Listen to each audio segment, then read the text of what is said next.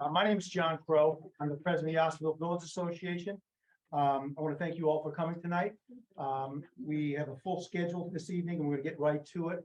We've got a few house cleaning things to do real quick for the board, and then we'll go right back into our guest speaker tonight, Mark Ells. Secretary's report.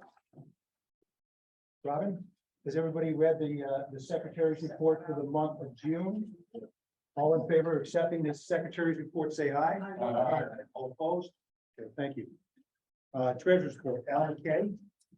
Okay, at the right now we have 3 bank accounts for the organization.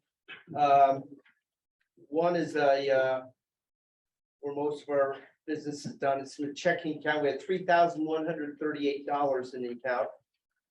We have when people make donations to the organization, they also make donations. Part of it's for dues, but part of it is in the Robert Smith Fund, which is the fund that we use when we make donations and gifts for various reasons. And we have $24,220 of money, which we usually allocate for the gifts. And we also have some money in a bank account. If you can believe it, it's actually earning some interest now. I mean, last month we actually earned $11 in interest. Well, we have about $5,090.99 there. So all told, we have about $33,000 between the 3 accounts. And we have nothing outstanding, no bills or anything like that. So we're pretty liquid. Any questions for Al? Seeing none, I'll accept the treasurer's report for today, August 17th, 2022. Say aye. Aye. All opposed? Thank you, Al. Next up is the Osco Business and Professional Association, Gail Nightingale. I'll try to yell. As chairman of the Osco Business and Professional Association, I am pleased to submit our annual report for our 2022 fiscal year. Our financial report, the OBPA balance in Rockland Trust as of June 1st, 2021 was $1,880. Our income was $23,379. Our expenses were $24,221, and our closing balance as of May 31st, 2022 was $1,037. A detailed report submitted by Sarah Malaspino, OBPA treasurer, is attached. That might be under the corner there. There's some lights. Yeah. The steering committee, a list of the OBPA's offices and steering committee members is attached. We welcome James Trevelyan of the Osterville Baptist Church, Carol Elliott of Beacon Gardens, and Joan Witter of Compass Realty as new steering committee members to replace Carol Williams, Jim Irving, and Christy Curtis, whose help has been greatly appreciated, especially Carol Williams. I just want to give her a special thank you. She went above and beyond on our steering committee. Christmas charities. She's going to get me for that. But Carol did. She just does so much more than was expected of her, but we thank her. We miss her on the steering committee. Christmas charities. This fund is a combined OBPA effort headed up by Bruce Williams. We were pleased to be able to donate $2,600 each to the Salvation Army and to the Cape Cod Times Needy Fund this year. The OBPA scholarship. Tess Cola of Osterville was this year's recipient of our $1,500 scholarship. She will be attending Cold Sawyer College, and her family used to own a house in Baton, so it's really nice that they went to a member of a real Osterville community. We held our annual OBPA meeting in Fuel with Mark Ells, Barnstable Town Manager, as our guest speaker.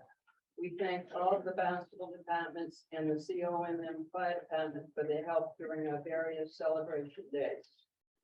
Our 53rd annual Christmas Open House and Stroll will be held on December 9th this year.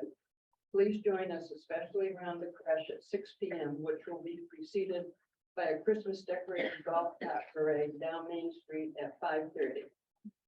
On behalf of the members of the Osco Business and Professional Association, I ask for your continued support as we attempt to keep the wind farm off of Dowses Beach and disrupting our business community.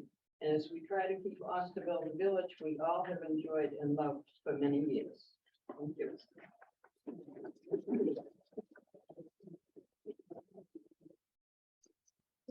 Well, thank you, Gail. And I also want to thank again, everybody who's come tonight. This is a really good turnout for the important issues we're going to be talking about. So the more people know, the better, and the more our membership knows, the better also.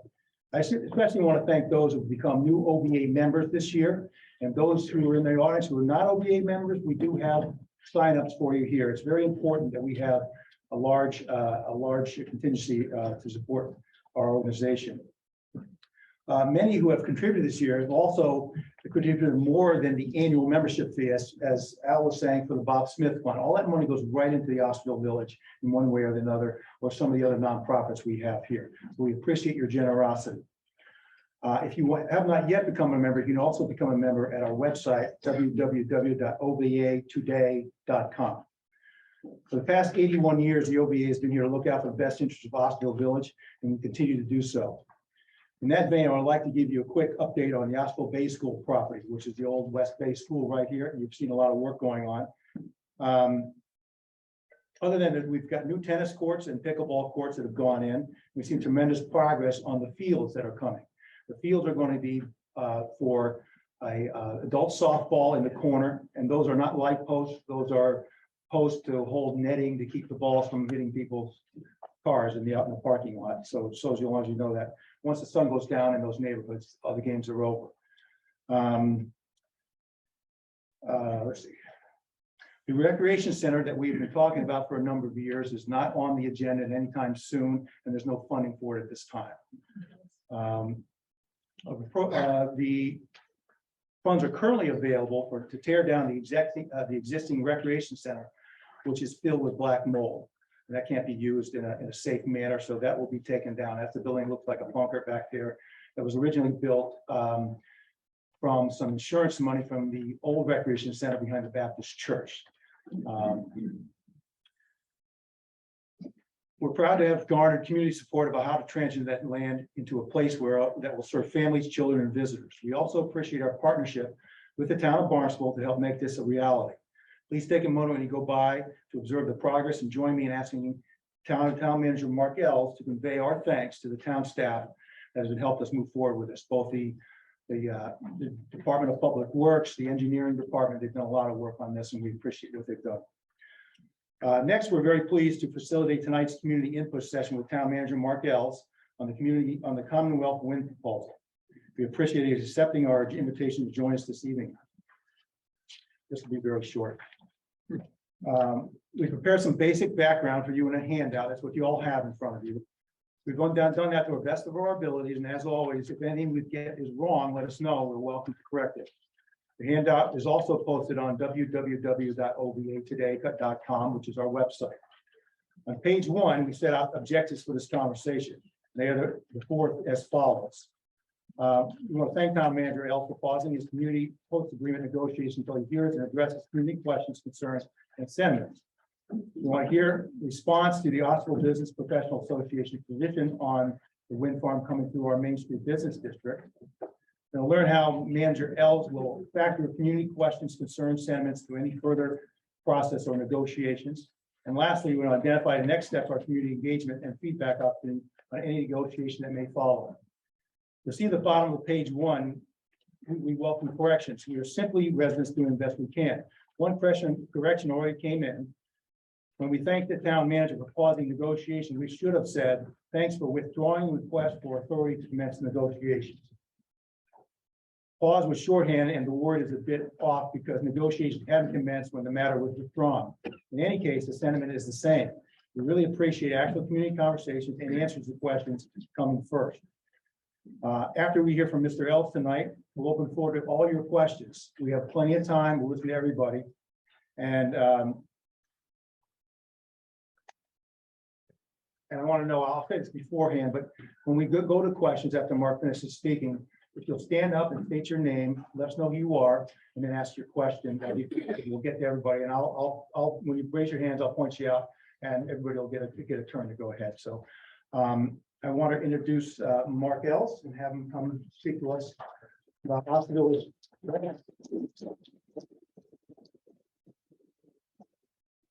Thank you all for inviting me, and John, thank you for having me tonight.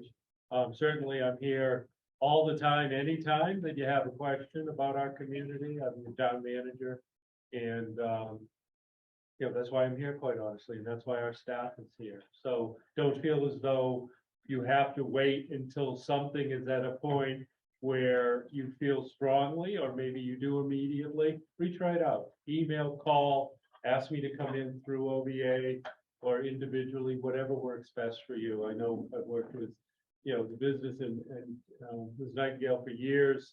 And hopefully you're satisfied with what you see going on out there. I'm glad to hear that you're happy with the way that the fields are progressing. And I think we got some exciting opportunities to get some funding to, kind of finalize all of that. And I know you'll be there in support of us. But I also know that the primary reason you won't want me here tonight is to talk about the Commonwealth Wind proposal. So though I'd love to tell you about the town budget and all the different services we offer, I'll just come back another time. And I know that I'm always welcome when I do come. You are. So, and hopefully I can get the notes from questions so that I can take those under advisement as I'm proceeding. So here's a bit of history. And then I'll get in specifically to what we're doing and where we are with this particular proposal. So jump back to about 2017. And I was informed that there was a proposal for a wind farm from a Vineyard Wind company. And they were bidding on a grant area southeast of Martha's Vineyard. And they were looking to put up wind turbines. Now, I had not been in the town manager's role, but I've worked for the town for 33 years. I used to run the Department of Public Works, and now I've been in the town manager's office for 10 years. So I said, okay, and Barnstable is shown as an alternative route. And I said, okay, and where? And so they said, and it would land at Coble's Beach. I said, okay. The primary landing was in Yarmouth. As that progressed, and I didn't know a lot about wind farms necessarily.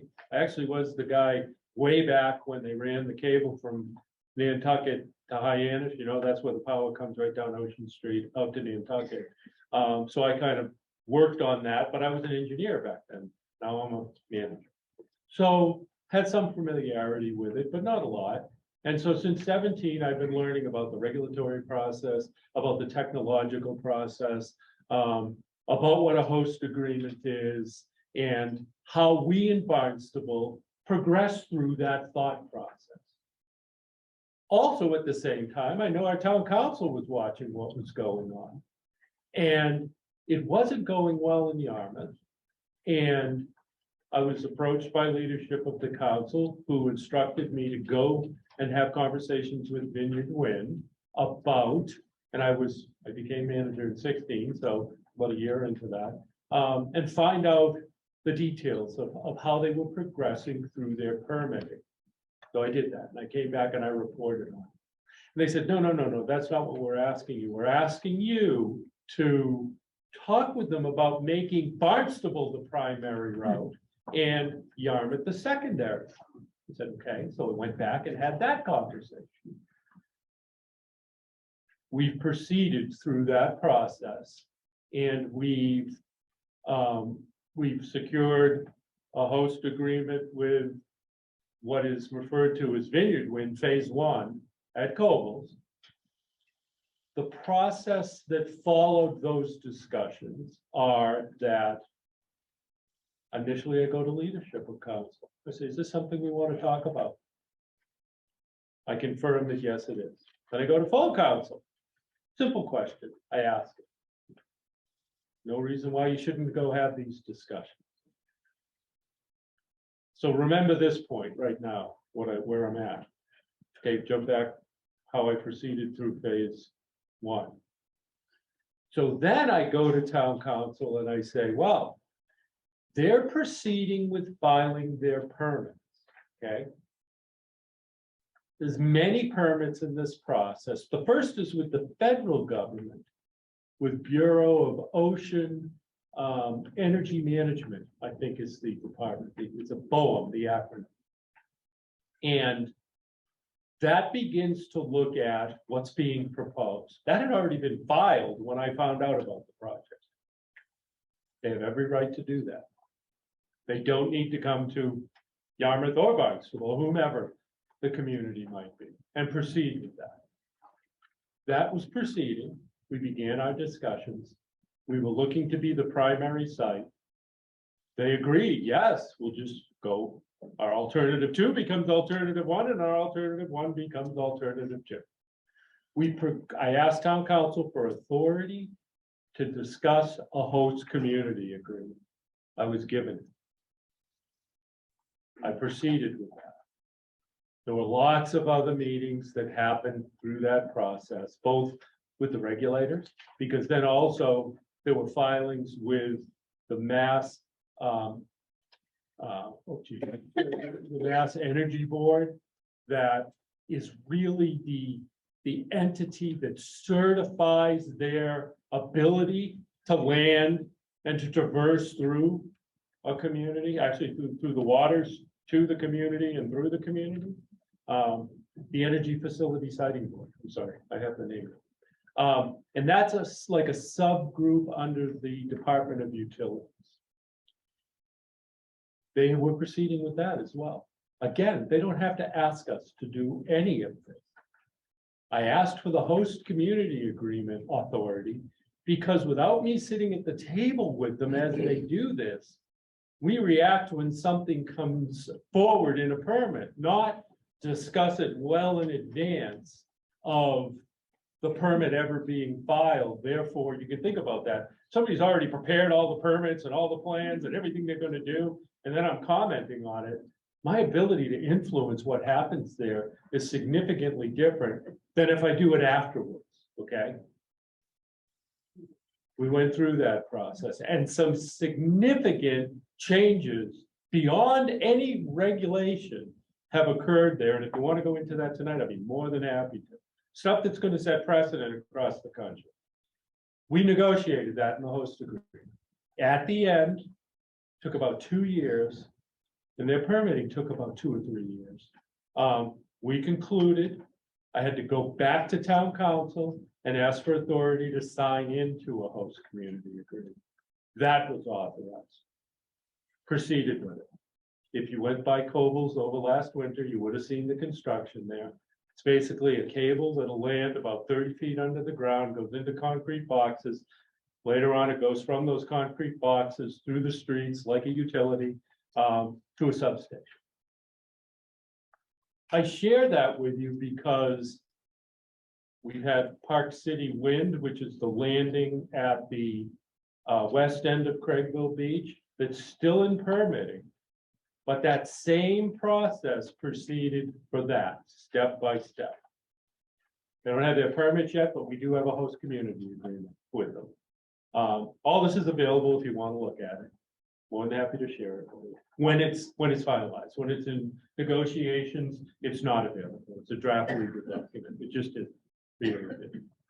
During that process, the public input for both was the counselor from the precinct was hands-on involved with all the meetings, what they were doing and what we're doing. And the one thing that's a little confusing at times for our public is I'm not an advocate for the proponent here. I have to represent you all. This community is you all. And that's who I advocate for. I also have to recognize, though, the fact that they don't have to ask me or the town of Barnstable to proceed with this permitting process. That's not required. It's helpful if we're supportive, but it's not required.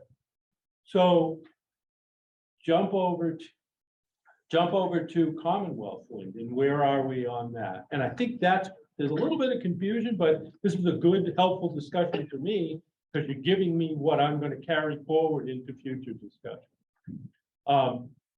I asked town council when when Vineyard Wind came to us, it was still Vineyard Wind then. They hadn't created the 3 phases with the 3 names, Vineyard Wind, Park City Wind, and Commonwealth Wind. Would we be interested in a 3rd landing? Any reservation to that? No, not at this point, okay? And so I proceeded with talking with them about what they were gonna file. Is this real? They didn't have plans, hadn't prepared permits, no host community agreement. I didn't have the authorization to proceed with the discussion of a host community agreement, nor do I at this point. So there has been no pausing of the negotiation of a host community agreement. I haven't even started that type of discussion. What has happened, though, is back at the end of last year and at the beginning of this year, Commonwealth Wind has proceeded with filing their permits with the federal government. When they did that, they told us they were doing it. And they also said, can we come before town council and show them what we filed? Because when somebody pulls this permit up, it all becomes public record when they file it. They're gonna see that we're showing a particular location in Barnstable as being our primary landing. And we said, absolutely. So they came in March and they did their presentation of their plan, no details. And believe me, all the questions that I've had from you all by email, from certainly shared from ODA, are all the same questions that we will have going forward as we review what they're proposing to do. But that hasn't started yet. So I'm sitting there watching this evolve. They've got their BOEM permit in, okay, went in beginning of 22. I expect that at some point they're going to proceed, and I think they're going to do another community meeting in the near future. And I know Pat Johnson is very actively involved and available, and he can give you a better timeline on this. I don't control it at all. I know they're going to file with the Mass Energy Facility Siting Board. That's the one that has the ability to certify this, whether we agree with it or not. I'm watching this and I'm saying it's time for me to ask town council for authorization to negotiate a host agreement. I know it's going to take a couple of years. I know we've got landing issues. I know we've got a very sensitive causeway. I know Dowses Beach is unique in the sense that we have a handicap fishing pier there. So during construction, how are we going to manage that as far as access goes? You know, I know that the streetscape of the first phase is different than the second phase. The difference between Strawberry Hill Road and Finney's Lane and Craigville Beach Landing, up Craigville Beach Road, up Main Street, Centerville, and north up Finney's is very different than the first. And the Commonwealth Wind proposal at Dowses, leaving Dowses up either Main Street or a road a little bit to the east, especially Main Street, Osterville, is a completely different construction project. And I can say that to you, a straight face. I was your public works director. I oversaw all the construction basically that occurred in our public roadways for the better part of 2 decades. So I understand it, okay? I understand how complex it is. I also understand, and there's been some comments I've seen, well, they didn't want to come into a Hyannis. Yeah, I told them right up front, you know how many utilities are in a main street, especially an urbanized area Main Street versus a more rural neighborhood main or regular road, you know, any road we choose here, significantly different to do that construction. That's practical. So I said to myself, it's time for me to ask our town council if I can have authority to begin discussions about a host agreement. Now, I've got your letter and I take everything you've ever said to me seriously, and you know that I'm not just saying that because I'm in front of a big group of people. But they can proceed whether we want them to or not. My position in representing the town of Barnstable is to put us in the best position we can, get in as early as I possibly can with those important issues to us, and make sure that they're reflected as they proceed through permitting. Because, for example, I'll go back to what I started my story with. On the first phase at Cobbles, it wasn't so much the route, the landing, all of that was important. But what we saw was that they were also tying into a substation up in Independence Park. And Cape Cod's water resources are, in my opinion, why we're all here. And the standards for design of substations isn't what it could be. And we wanted containment systems, we wanted limits on certain fluids, and we wanted to have extra precautionary measures well beyond the regulation. If we had just let them go forward without a host community agreement, and we brought in a third-party expert to help us do this, same way I will on this project. If we hadn't been there, they would have gone forward with the regulation and not done any of the extra, okay? Then the regulators would have said, yep, that meets the regulation. And then we would have had to go in and make all those comments after the fact. Except, why would they do it if the regulators, we came in with their filing, including everything that we wanted, okay? That's why I asked for the host community agreement authorization now. So we can discuss a couple years in advance, all those things that are important to us if this proceeds. And if we don't do it, I can come in later if they proceed with this project, which they can. And to me, it's, am I gonna respond as it progresses, or I'm gonna react after they file this stuff? Asking for this opportunity allows me to respond, not react, okay? I haven't done any of it yet. At this point, our discussions have been limited to, they showed us what they put in the BOEM filing. And they're looking to land at Dowses or Dowses area.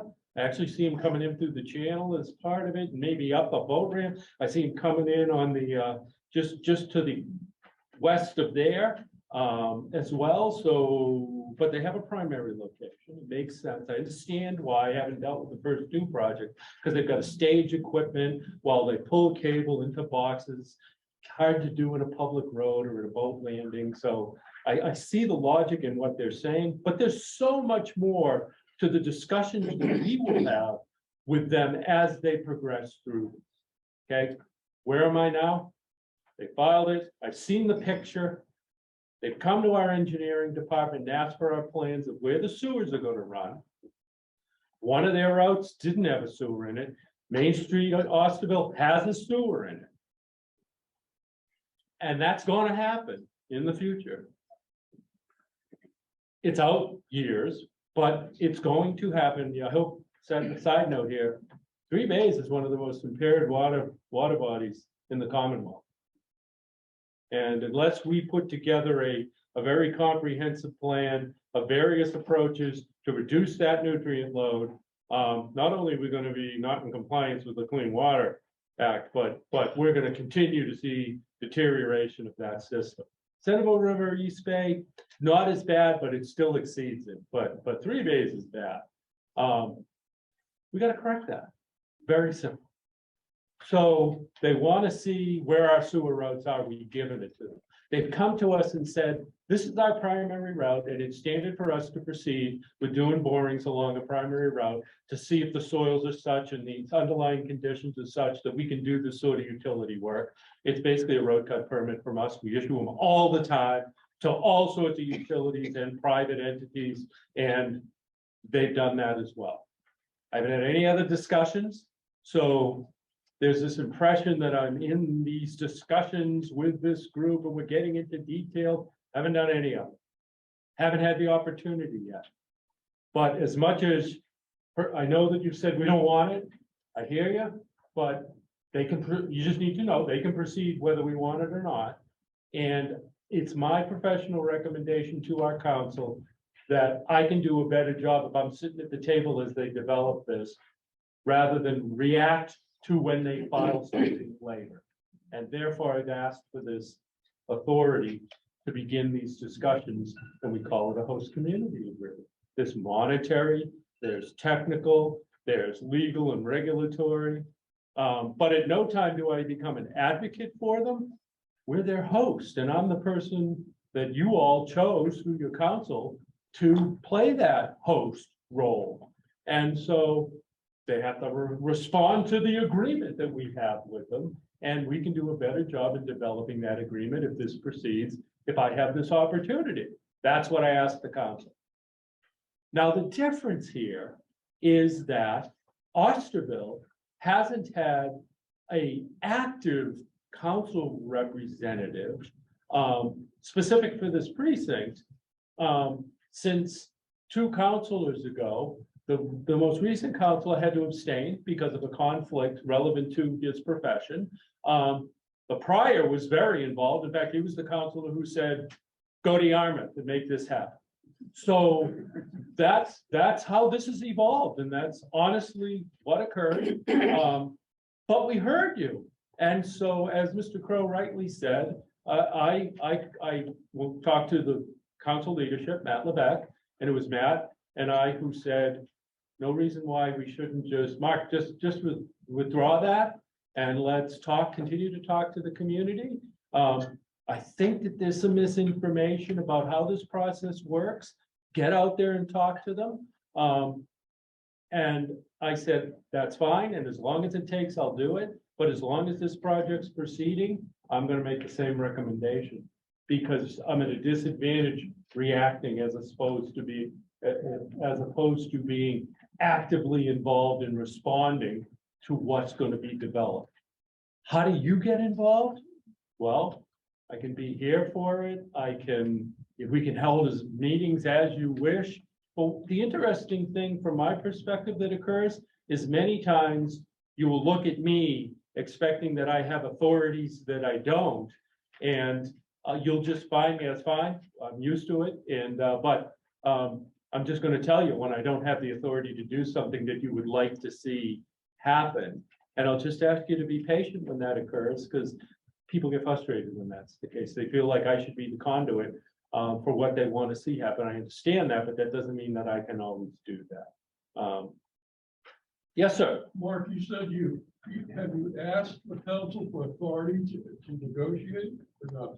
I withdrew that, so not at this point. I had gone to the way it works, whole nother process, but so the way it works, I have no authority over the council agenda. It's really the president of the council who controls the council agenda. So everything you see, if you've watched council and read their agendas, I bring a majority of it forward, or my staff through me, and we bring it to leadership. I meet with leadership, that president and vice president, and we talk about it, and we try to figure out, okay, should it move now or should it move at a future point? And so what I did was I brought forward a request for them to authorize me to negotiate. After we heard, I started getting emails, I got a letter. I said, oh, okay, that's fine. We don't have to do it right now. There's no urgency if you want to wait. And I asked, could I withdraw that? And I said, but my recommendation is to bring it back. It doesn't mean I'm not going to do it, because I still think if I'm representing you all, I'm at a disadvantage if I'm not in there responding. And so, no, it hasn't proceeded at this point. It's been withdrawn. And at some point, I will bring a similar worded resolve to the council for their consideration, and they'll decide how they would like me to proceed. So what's holding up the time review? I mean, what's the right time? I brought it forward because I believed it to be the right time, but I feel like it's a little bit different process this time in the sense that I had all of the councilors representing Centerville and the council in its entirety supportive of proceeding. I think they still are supportive of proceeding as I understand it, but I do not speak for them. But I think that absent the representation in Osterville, we don't have that firsthand. And so then you all reached out to me, and I know Matt Levesque was here at many of your meetings, and we just decided it would be best for me to withdraw it and to bring it back at a future date. I don't expect it to be years from now. And I think that I'll just share with you, my opinion is every day, week, month that I'm not in there having these discussions, Commonwealth Wind is proceeding with this, and there's nothing to stop them from it.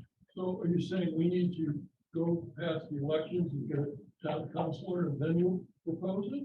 Or what's to keep you from proposing it tomorrow? Nothing, Well, why don't you? because I wanted to have this conversation, because I was asked by the community, if I back up again, I've been here a long time. My experience with Barnstable is people are very understanding of what we do. And when there seems to be any confusion or information that needs to be, expanded upon, I pause and I go to the community and I talk to it. And then I proceed as I believe appropriate, within my authority. In this case, it goes beyond my authority, so I bring it to my town council. I pause, that's it.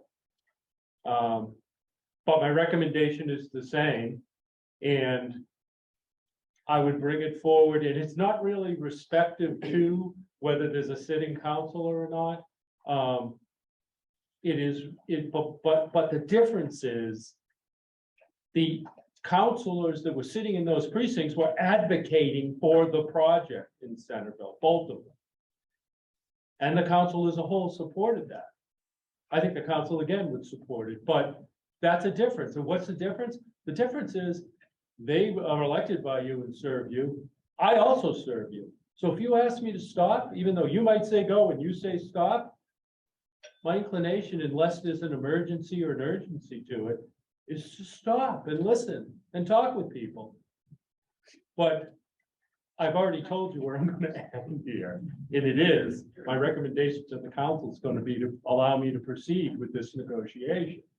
So, and then the other part of it that this gives me a wonderful opportunity to talk with you about is the fact that if it's Main Street construction and not the fact that they're going to run a cable through the ground, once it's in there, you're never going to see. If it's the construction that's the barrier here, the concern here, again, I'll jump back to Public Works, but the sewer, when you look at how utilities go in the ground, the sewer is always the lowest utility when it's a gravity, especially.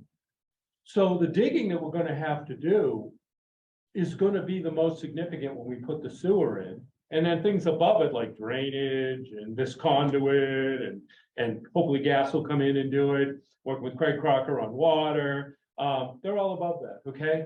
So if the concern is just construction and you never want to see construction on Main Street, I'm also telling you it's going to happen. I think the timing will be different, but that's going to happen too. You got to run sewers down Main Street to complete the plan. So that's not going to be avoided. Can we hold up for one? Are you done with your comments? Mike? I am, as long as Take I've covered questions. what everybody wanted to hear, and I'm more than happy, but I can, Okay, whatever you want to do. Okay. yes, ma'am. My name is Susan Jacobson and I was born here. Yeah. And my husband and I are very concerned, talking about the thing up with the roads in Osterville.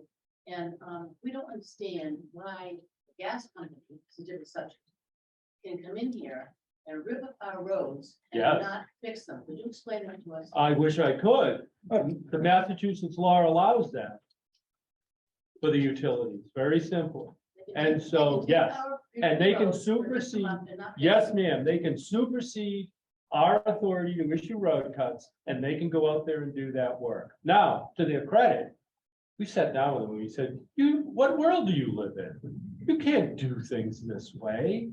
I mean, maybe you can, but wow, the public is gonna be really upset with you, especially when we're gonna pave that road and, we're gonna pave the road and then what, you're gonna come in and tell us you gotta cut it after we just paved it? We put a 5-year moratorium, don't cut pavement unless it's an emergency. And they're like, yeah, but we can do it. And then they used to do it. They don't do it so much anymore. They try to coordinate with us. We talk with them about when our construction projects are gonna occur. And we try to get them to go in ahead of us, putting a base course and a final course on and doing that work. So it's better, but they have the authority to do it, whether we say they can or not. You said you don't do some, have you actually driven in the roads around this village lately? I do all the time. I live right down the street. They would come out, Yeah. because every Well, single road has got the. You know what would lines in be, it. I know. Well, Craig Crocker is such a great, you have such a great water, COMM is great. And Craig is such a good partner with us. And so most of the time, it's not the water, it can be other utilities, so it It's is the gas. typically gas. Yes. Want to know what's helpful?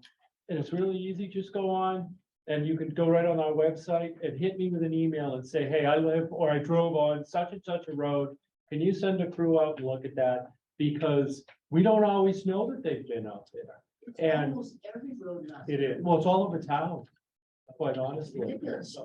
So, but, well, good question, but, Okay, you'll just state your name and ask your Russ question. Jacobson, yes, sir. how did the Koval landing point change to Osterville? How did that? Good question, thank you. It didn't. So what's happened on this project, it did for the phase 2 at Craigville, and I'll tell you about that as long as you have time. I don't want to take too much of your time. And then I'll get to Dowses. But, so what happened at Colville's was originally they got a grant for, really two major landings, two-phase landing at Colville's Beach. They began to look at it and go through their permitting. I was sitting at the table for a lot of it because I had been allowed to proceed with the host community agreement discussions. And became apparent that they weren't going to be able to do two there. They were going to be able to do one. So they began thinking, well, do we go back to Yarmouth? What do we do for the second one? And so I brought that information to the leadership of the council. At the time, it was Jim Crocker and John Flores. And I said, here's the technical challenge we're going to have in proceeding in Colville. And they said, take it to the west end of Craigville Beach, see if that's feasible. I said, okay. I said, I'll have that discussion with him. You sure? He goes, yep. And then once you know whether that's viable, let's bring it back through the communication process with all the councilors in the village and everybody else. And let's start negotiating a second landing at the west end of Craigville. That's what we did. That's what we entered into a host community agreement with, and that's what they're trying to permit still. Jump over to Dowses. As this progressed, and it was sometime in 2021, maybe 22, they said, we're gonna put in another bid. No, it wasn't 22, it was 20 or 21. They came in and said, we're gonna put another bid on more area out off of Martha's Vineyard. And they got it. And so they needed another landing location. And they said, could we consider Barnstable for a third? And we said, well, where? Are you gonna try to come in through Craigville? Because I don't know how you're gonna fit all that through Craigville. Because this is what's being proposed now. And they said, no, it'd be west of Craigville. So we went back and we informed council of that, and council said, okay, proceed with discussion. That's all. Let's find out what they're asking. We're still at that point, by the way, on this. And so then finally, when they filed those federal permits, they came in with the plan. And they showed us exactly what they were thinking. And then they came to council in March of 22, shared that. And now here we are in August.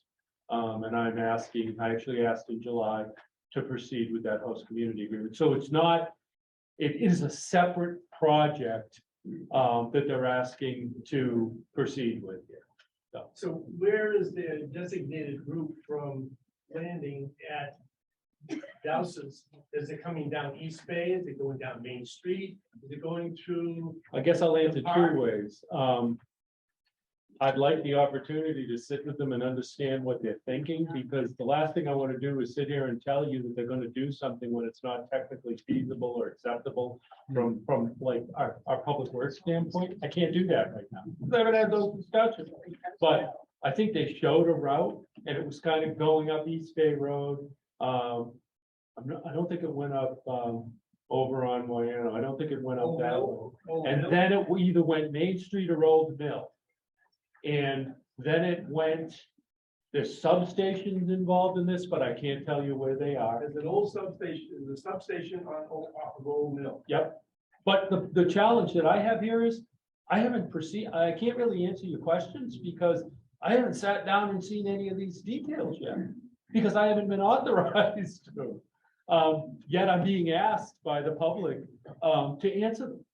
And especially when we get into things like substations, and the same concerns that I shared with you earlier will be concerns moving forward.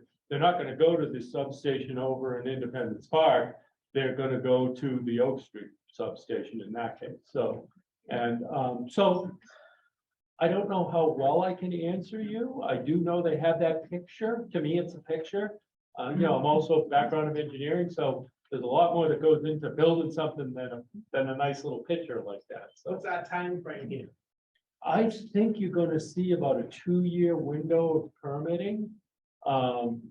So that's all, and they have been very good step by step of sharing what they're thinking and then how they're responding to concern about what they're thinking or proposing.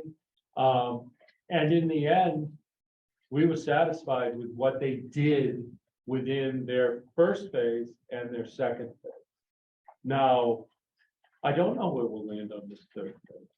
And I hear what you're saying, but I also paused again, I use that word a lot, and said, wait a minute, is this about construction or is this about the cable? Because if it's about construction, you just have to know that we're gonna run sewer down Main Street, Osterville, and it's going to be disruptive, and it has to be done. So that's coming, as well as many of the neighborhoods. We're happy to come out separate presentation and share all that with you. Yes, ma'am. And, oh, yes, please. My name is Suzanne Conley, and I'm a little confused about a couple of things. I've studied the map for the sewering project very thoroughly. And phase 1, phase 2, and phase 3 don't show that happening in any of those phases on Main Street. My street is the southernmost street that is listed on your plan. Yeah. For Osterville Woods. That portion of phase 1 is called Osterville Woods. Yeah. And it doesn't come near Main Street down here or East Bay Road. So I'm confused about you talking about the sewer being there, if you could clarify that. Secondly, all that's been going through my mind is that Dowses Beach area is so ecologically fragile. It is an environmental treasure. And the fact that I'm hearing someone say, well, they can just do it, makes me pause, because aren't there environmental concerns that are powerful as well? And could help these people see that to intervene in this fragile area is lunacy. It just is lunacy in my mind. And I heard the word the causeway. If they're thinking of running a cable right up the beach and ripping up that causeway, that means that whole beach will be off the line to the people of Barnstable, because it's not just Osterville people who use that beach. It's beautiful, it's a treasure, and with everything else we're going through in this town, I think it would be very unwise to ruin that part of what makes living in this town worthwhile. I don't know that, I don't know that, I don't know what plan you've seen for the sewer. The plan I've seen includes Main Street, so I'll get DPW in here. And May I have write you them. an email and we can Always, clarify yes, that, please? yes, always, but All right. I think that what you've described is exactly how this will proceed. I'm not saying they will get the permits. I'm saying that they can, I'm saying they can proceed with filing these permits, and that the energy facility site, the Mass Energy Facility Siting Board under DPU has the authority to issue them the permits, whether we want them to do it or not. That's all I'm saying to you. I'm not trying to say to you that, oh, it's just a matter of them doing it and they'll get it. They're gonna have to satisfy all of those agencies that you're saying. Aren't they out there to protect us and protect our environment? They are, yes. But the other side of that is, if I had to guess, whether we wanted to or not, they're gonna proceed with these permits. And it's not as easy of a road if they don't have a host agreement. But I can't advise you, I guess I'd be maybe more popular if I said, well, don't do this. But meaning, don't proceed with these discussions. But you're putting that decision is putting the town at a huge disadvantage as this progresses. I can just tell you that, having experienced the first two. And we made a huge difference in addressing those items. And all of our beaches and all of our coastline is a treasure, and it is fragile. So I feel this, I live on Craigville Beach Road, right where the cable's gonna run by. So, you know, I completely understand how you feel. On the other hand, I wouldn't be doing you service if I didn't tell you the way I believe this is gonna proceed. I'm just gonna follow up to that. I think the causeway itself being the only access out there and the fragility of the bay. Yep. To tell you the truth, the handicap fishing pier, the fact that you're talking about a boatway as well. Mhm. You know the problems that Block Island has had with the cable coming up, with boats throwing their anchor and pulling the cable up. I mean, this is just part of my concern personally, but I think it should be the concern of everybody in this village and in Greater Barnstable. Well, I think in the permitting process, they're gonna have to show us that those safeties and those issues that you're addressing Yeah. aren't going to be a concern.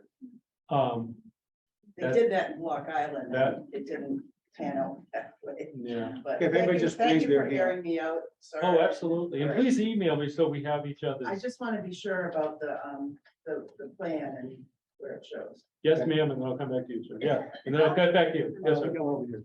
Oh, oh, yeah. I went to a Save the Sound benefit thing about a week ago, and she is a lobbyist that stopped a lot of the wind farms. They've been able to stop a lot of them.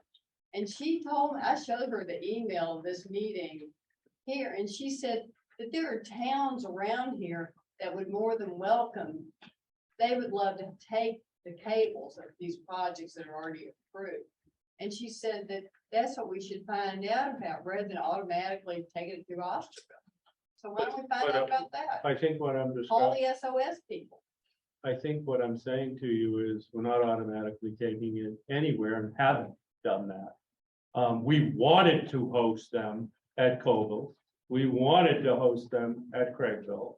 And the town council gave the authority to proceed with host community agreements. Why? Why not? What's the advantage? Are they paying the town? Why are we doing this? Well, I think, yeah, they are. They are in personal property tax. They are in a host community agreement.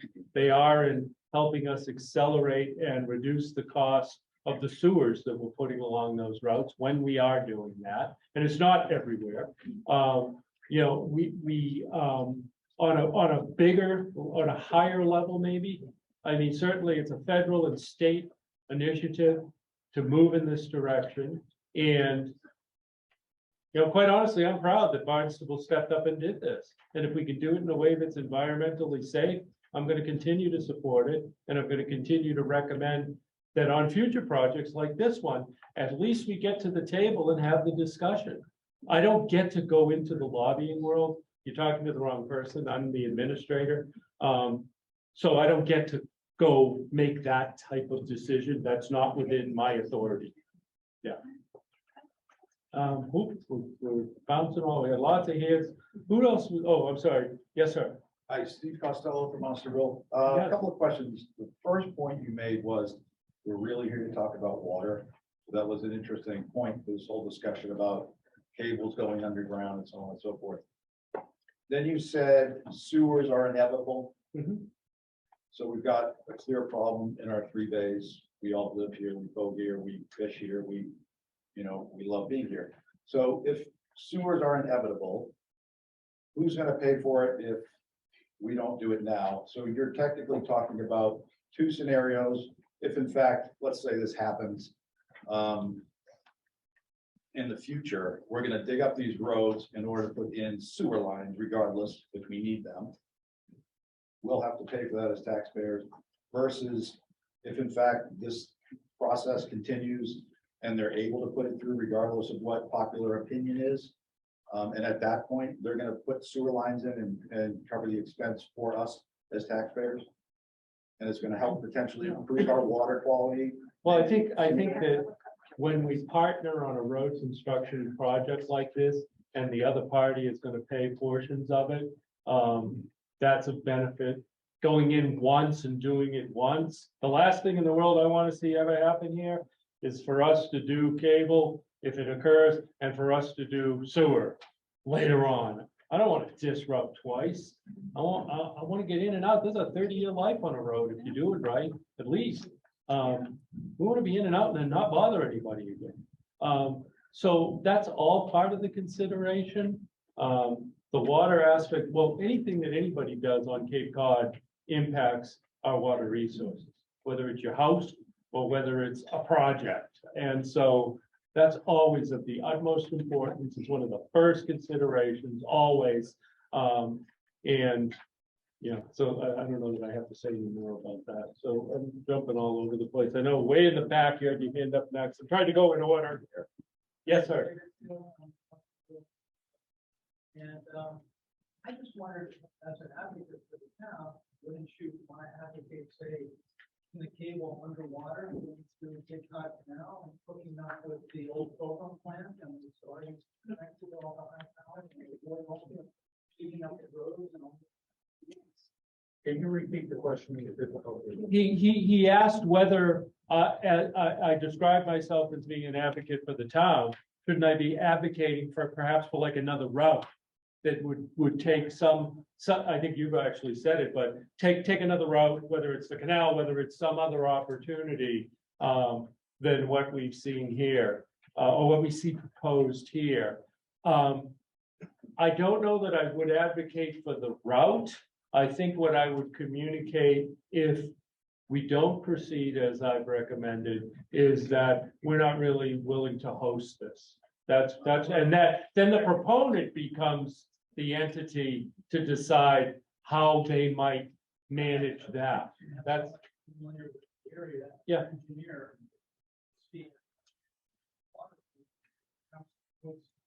Yeah, but you're technically, maybe, but but wearing my town manager hat, absolutely not. I have lanes that I have to stay in. I have authorities that if I exceed, it's problematic. I've described to you procedurally.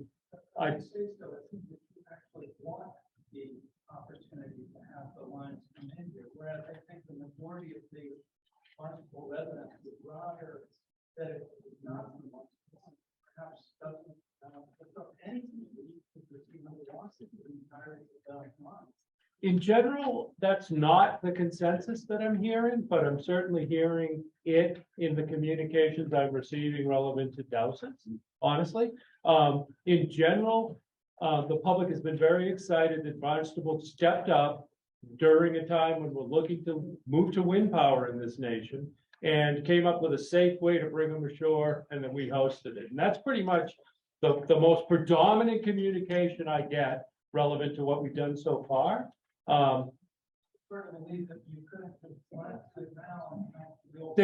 Maybe it's feasible, maybe it isn't. I have no idea. But you're asking me a question, which is why aren't I advocating for that alternative? That's not my role.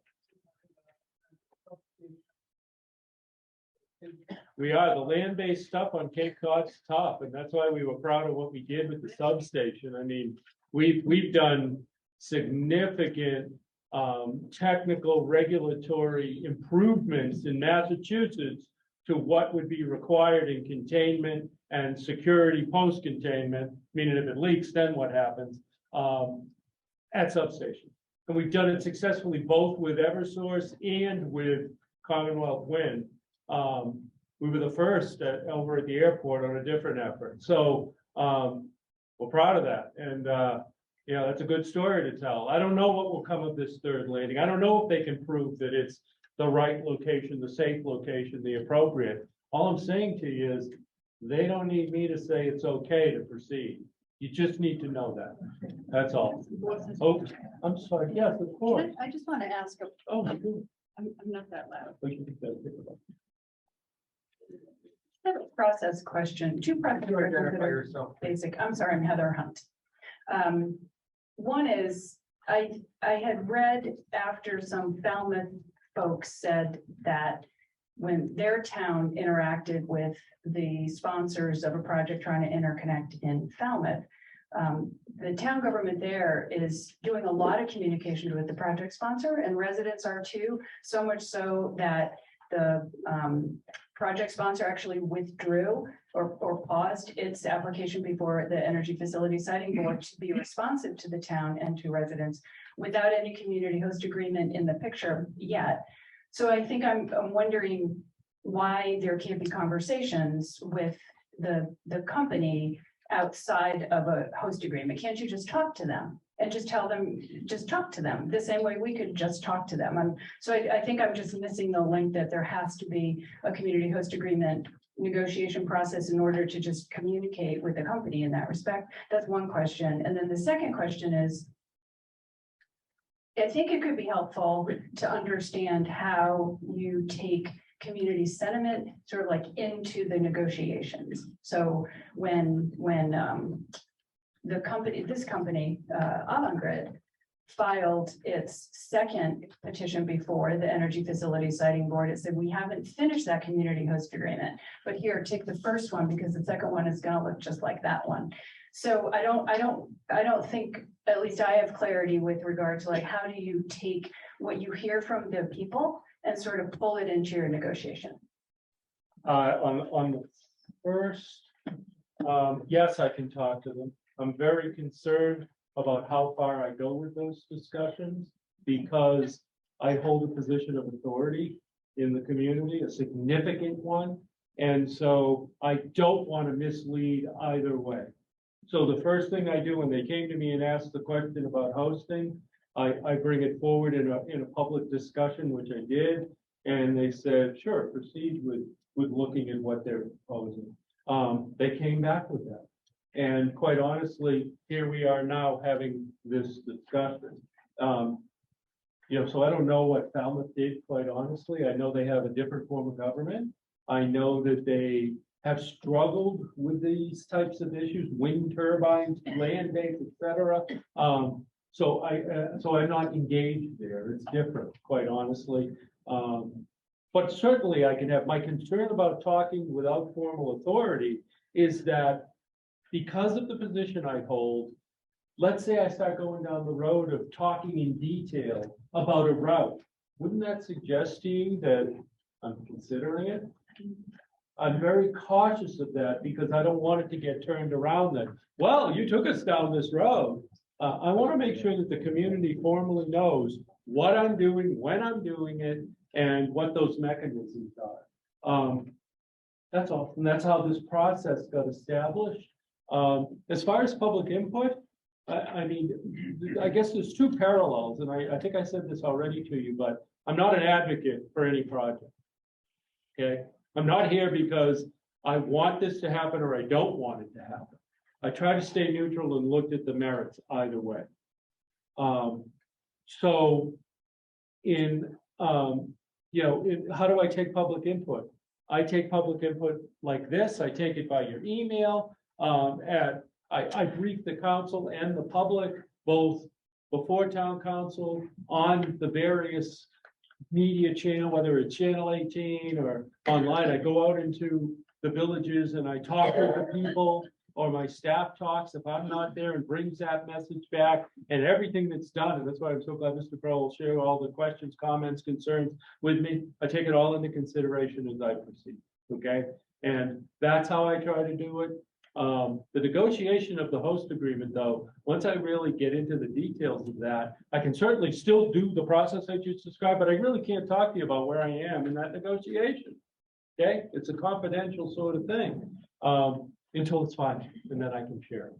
Why don't we have the wind people come and talk to us directly? They have been, and I think they're coming again. They've already got a date scheduled.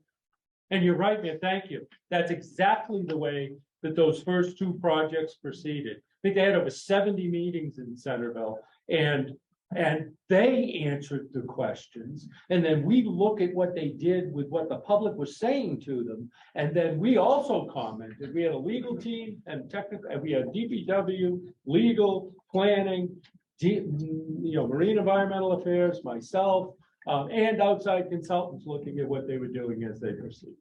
So there was no lack of review. Oh, okay. I don't know who was next. Oh, yes, sir. Yes, sir. First of all, thank you for coming, and thank you to the council to put together the information. In the email and the document, you talk about the fact that there hasn't been a wind farm at a public beach. And is that correct? Because that's what the email said, and it says in here as well on page 7, untested health risks of first-time electric power under a public beach where families swim. So can I just verify that? Has there been any sort of structure like this built at a beach? Because the Well, we email have said the that- cable coming from Nantucket under Calumet, so, but I don't know, I didn't write that. So that's what I'm at, that's what. It wasn't mine, I know Because that, that email said, and it says that it's kind of like unproven, and it has not happened before in the US. So I just want to verify, does anyone know if that's true or not? yeah, that wasn't That's a something that I very- That's a wrote. very different situation that has never been tested. Why would be the first beach to do something like that is definitely, very disconcerting. So can we verify that anyway? I can say that I read a lot. And so I read something that someone from Centerville filed with the Energy Facility Siting Board, because I was just interested to see what Centerville folks were saying about this. And their legal counsel, the folks that Centerville, someone in Centerville, I don't know who was hired, said that these wind projects were the first to land on public beaches in the US. So that representation came from the lawyers that Centerville folks hired. Okay. So But I don't know that independently. So it would be great if we could verify that if there's any sort of other situation that has happened. That's the first thing. Second thing is that I've looked into this industry and talked to, I live in Osterville. Sorry, my name is Anant Nambiar. I live in Osterville. I also live in New York, and there's a lot of people I know who are in this industry. And so I asked them about this company, asked them about kind of like the background of this. One of the things that they said was there has been a history of not finishing projects. So projects start, don't get completed. So how do we ensure that that doesn't happen here? In terms of if we're entering into this, is there a commitment? Is there anything that happened that basically says they have, like you talk about the Colo Beach and things like that? Is there any sort of enforcement that is built into these agreements that require that, basically that they have to complete what started, as opposed to just say, you know what, we can't, and then they're leaving a mess behind? Well, I want to be careful because I don't know what happened, if they file bankruptcy or something, I'd have to defer to legal minds. That's not my area of expertise certainly, but they are held to completion of any road work, any conduit work, any, earthwork type things. And then if they don't, then we proceed after them through, a bond, et cetera. We do specify how that proceeds. That's true of any contractor in any road. They're treated no differently. But on the legal side of it, like meaning if they filed bankruptcy and folded up, then we'd be going through that process the same as we would any other entity. It just seems to be, Yeah. I would just ask that first question about kind of the public beach. Well, I'll circle back around on whether there are any other, I know there's cables. I don't know that there are other wind farms like this one. So I think probably the statement, and I wasn't there, so I don't know. But what I have heard is that this is the first in the nation of this type, meaning it's off of Nantucket, it's running a cable all the way in. I think cables landing at beaches isn't new to us. And I know we have one at the end of Ocean Street at Calumet Beach. So, but I'll get more information, absolutely share that back. But better yet, I'll have them share it with you. And I'll get it as well. So, and again, they're supposed to be available. I believe they are. I know Pat's available to attend as many and any, whether it's an individual or whether it's a group, attend meetings, and hopefully they answer questions. And if they don't, then my guess is the project won't proceed very far. So. John, aren't they going to be here September? 6 September, Alvin Grass. Yes. You're going to be here. Yeah, they're gonna be here that evening at 7 p.m. Our next OVA meeting is September 6th. Mr. Crow's gonna grab people too to talk next for us. Just say your name, Z, so everybody knows. And Steve Crocker, I'm the executive director of Barnstable Clean Water Coalition. Many of you may know me, many of you may not. We've been working to test the bays here in Osterville for the last 5 years. We test them 20 times a year. We just reported the lowest dissolved oxygen levels ever recorded in these bays on August 6th. The bays are dying. They're dying quickly. This was a level where fish can't live, very close to fish kill land. And just imagine what's gonna happen if it's not just sharks, it's floating dead fish in the bays of Osterville. What about your property values? What about your children? What about your human health? We're 100% supportive, Barnstable Clean Water Coalition, of empowering the town and the town manager to move forward with every speed, with God's speed. It's critical. 5 years ago, I was very pleased when the town manager changed a 60-year plan, which I stood up and said, there's one major plan flaw in that. What's that? A 60-year plan. Guess what? Everybody in this room is dead. Bad plan. We now have a 30-year plan. It's still too long, but we need to do this quickly. Why? This last July was the hottest ever July reported on record in Cape Cod ever. We're adding bad things to water and we're turning up the heat. We need to address it. Now, the lady makes a good point, but we're not going to have a healthy bay. Dowses Beach, East Bay, West Bay, Katuitt Bay, they're all going to be dead if we don't actually get after it. So this is my question mark. Could you talk a little bit about how moving more quickly to address soaring in Osterville? Many people may know we work on alternative septic systems. We're trying to restore Cranberry Box to clean up the water before it reaches North Bay. We're doing a lot of different things, but the sewer is absolutely vital, critical to this town. So if you could talk about how much money that might save. I talked to Craig Crocker, who is 100% supportive of this plan. Why? Why? Because the water line that goes down the town of Osterville Main Street, do we know what age that is? Anybody know? 1936. And I want you to know the lines that were just replaced in Falmouth, they were made out of wood. Guess what? I'm sorry, we have to dig up the roads. Okay? But these are things that have to get done for our future. Now, the other thing is, I got good questions from some people in the community who said, oh my God, Strawberry Hill Road, it's going to be like that forever in Osterville. What about that? Is that really the condition we're going to face over time? So how much money could we save? How much time could we save? And when do the roads actually look good? What are the opportunities if you're able to negotiate a good deal? And I don't diminish or belittle what the implications are for power lines coming in. You need experts, the town needs experts, the community needs to know that these things are safe. That's critical. Thank you. Absolutely, and we don't possess all of that knowledge, and that's why we bring in third-party experts. We will, for whatever, whatever landing they do at Dowses, certainly, we will on some of the financial aspects of this. Relative to construction, we very simply take the approved sewer expansion plan and we look at the various routes once they propose them to us, and we see if any sewers are running along the same routes. And then we identify what that means. We, at the appropriate time, have brought that in both cases, both projects to our town council and asked for design money to start the design on the sewers. Then we've gone to our town council and asked for the money to construct the sewers, so that when they're doing their project, we're doing our project at the same time.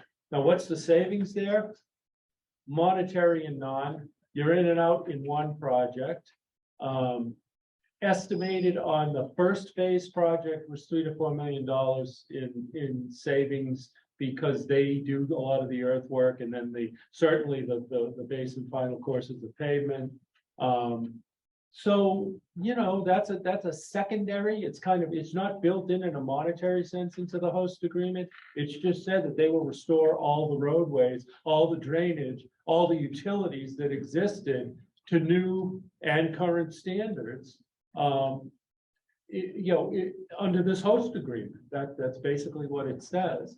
So there's a real value there. Now, relevant to what's going on in Osterville for those areas, and I'll get you a map that's that simple. I'll get you a map of the routes, those preliminary routes they have, and where those proposed sewers will be. Now, if it was phase 2 or 3, which is year 10 to 20 or 20 to 30, and now they're gonna do this in 5 years, we're gonna be dropping the sewer in there in 5 years. We're gonna accelerate, okay?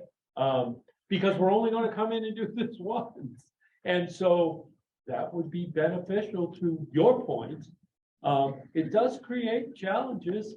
I mean, you said 30 years is too long from an environmental standpoint, absolutely. From a construction standpoint, it's not enough time.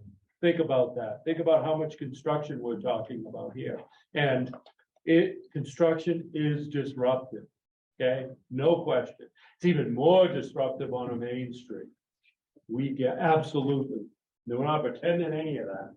Yes, it is, but we've got to be mindful of that and how we do it and whatever we put in place to be supportive of our businesses when it does occur. So that's all part of this discussion that will continue here, okay? But I don't get to choose the routes. They proposed them, and I'm reacting a little bit. I don't like to react as a manager. I like to respond. I like to participate and bring to bear those resources we have to make good decisions, rather than to react to a position we get put in. That's why I've asked for what I have. Okay, the gentleman in the back, state your name. Yeah, hi, Paul Bernard, Osterville. There's a lot we don't know, and a lot of our emotion stems from the fact we don't know. But it sounds like there's a lot that's available to us. Like you described, one of the proposed routes that doesn't come up Leander Avenue. So you must know something I don't know, because all I keep hearing is it's coming, what's the route? I'll get you the picture they gave me. Well, That's what I'm referring to. Okay, it seems to me the responsibility of the town is to let us know what the proposed routes are. And we don't. I don't want to rely on the one who's doing it. I want to rely on the one that's representing me. That, I think, is a town responsibility. Because if we have that known, that may, have us understand it better rather than all the angst that's being produced. Absolutely, we have that. I believe it's been shared, but I'll make sure I'll send it directly to you and anybody else who wants it. The one caution that I'll put there is that, and it's why I'm always very cautious of what you're asking, and I will always be. They can change their plan. So now I'm sharing something with you and you're gonna expect me to serve you. But I may not have that most current information. But I've given you something, and you and I are talking about it and trying to make decisions relevant to it, but they've changed it. And I expect the town to know they changed it and let us know. Well, we can when we're aware of it, and we've had great relations so that we can share that when we received it. Sir, that information's been available since March. And so you can have it anytime you'd like. We received it in March and you can have it. We got another question over here. Is it on your website? It is. It was, but you can watch it on the town council presentation as well. Absolutely. Over here, Mark. Rick Wrightson. Yes, sir. Hi. I'm not sure exactly what the power of this community agreement thing is. If what you're saying is that you don't have any say over where they come in, you don't have any say over what the use is, you don't have any say as to what the quality of the repaving is. So what do No. we get out of all this? But I didn't say that, sir. Well, I didn't say you that. just said that the utility companies can do whatever they want with when they repave these roads. And Strawberry Hill Road is an example of that. And if you, these questions or point about the 1936 water pipes are very valuable. I mean, a few years ago, the town did a very nice job of repaving the road, Parker Road from the circle from Main Street down to West Bay Road and in that way. And I don't know, 12 or 18 months later, they come in and they dig it all up and put in a new gas line. And maybe they should have put in a water line as well, because if it's 1936, that was a good time. Someone else dug the hole. And that is a trench going down. Very nice job of paving going out of Main Street, out of town towards Hyannis. It's a beautiful job. Very smooth, no real bumps on it. But when you drive from Craigville Beach up, Craigville Beach Road to Strawberry Hill Road, I mean, that's like a washboard, and it's unbelievable. And I would have thought that the town would have some power in the quality of what they put in, but either a bond to say that's not, doesn't meet the quality, you've got to come back and redo it or something, because. Right. So we pay to pave the roads, and then someone comes in and picks it up and makes a hellish mess out of it. Well, we do have that authority, so if I said that in a way that it was, that I wasn't clear, I apologize. We do have that authority on those roads. Now, go to the utilities. What the utilities can come in and do is cut the road and put in a trench patch over a brand new road. And what I said we don't have authority to do is to stop them. They do have that authority. Now, we try to communicate so they don't do that. But it happens, and you see it, just described to me, we see it all around town everywhere. And it's not right, but it is the case. Under the host community agreement, that's not allowed. It's clear in there that they are to repave to a brand new road standard as part of these projects. Now, what you're seeing at Craigville Beach Road is they're gonna start up in 2 weeks again from Colville's around to Strawberry Hill. So we allowed them to leave it that way, okay? I've got lots of complaints about that. That's gonna be, they're gonna do their cuts again, they're gonna go in there and do their final work, and then they're gonna put a base course on there, a nice smooth base course this fall, and it's gonna be just fine. And then in the spring, we've asked them, we don't want a final course, because it's gonna settle. So we're gonna see how it looks after it settles, that's normal. And then we're gonna go in and put a final course in the spring. And so at that point, that should look great, brand new road, hopefully for the next 30 years, unless the utilities come through and cut them. And then we're in trouble. But that's the challenge that we have with, and I can just tell you, I don't see Craig anywhere, but you know, Craig and I talk all the time ahead of time to make sure that he knows we're gonna open up a road. Because it's a huge value for him to get in there and replace those old water lines while we have it open. And then he doesn't have to get complaints about trenching, or he doesn't have to incur the cost of repaving, because we do that. It's already part of a road project, and we're all one here. So that's how it works. It's not always perfect. And I think if we had to redo leaving that section from Coble's up to Strawberry Hill again, we would have made them do a leveling course. But it was like so late that I think the decision was, let's just get out of the way of the traffic. We had our businesses that along Craigville calling us saying, look, I just need you to let everybody in. Come on, let them in. And so we said, okay, this is bumpy, but let's do this, but you no way go into a window with it. So that's what's occurring. Questions? David, say your name. David Waller, and I live right on Main Street, right where this sewer is gonna come through. I'm also, just a comment, I'm on the financial committee for the Calm Water, and we keep hearing about Greg Crocker, and I, couldn't agree more with the sentiment, but, and Pete Hansen, who's on the board, who's also on this board.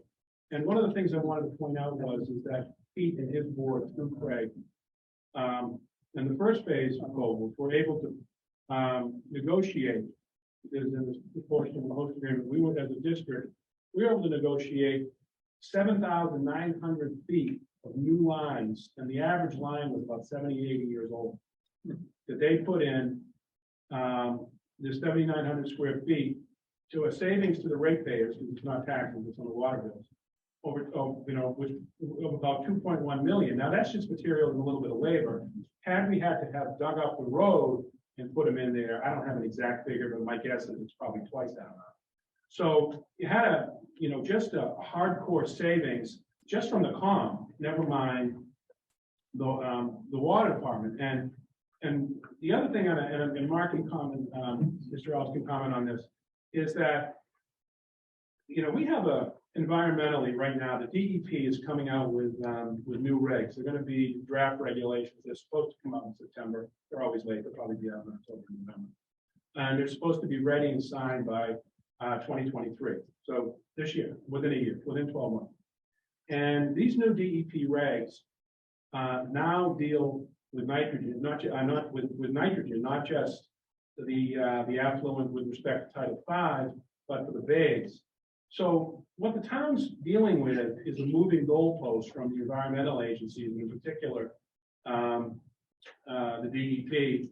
And, you know, you also have the governor talking about fast tracking wind to come in and regulations and, you know, so, you know, your ability to fight these things. But the reality is this, is that, you know, just the savings with the water line coming in is that with the changing goalpost, we're gonna have town sewer run right down Main Street, right, and you talk about being affected, right in front of my home, right now.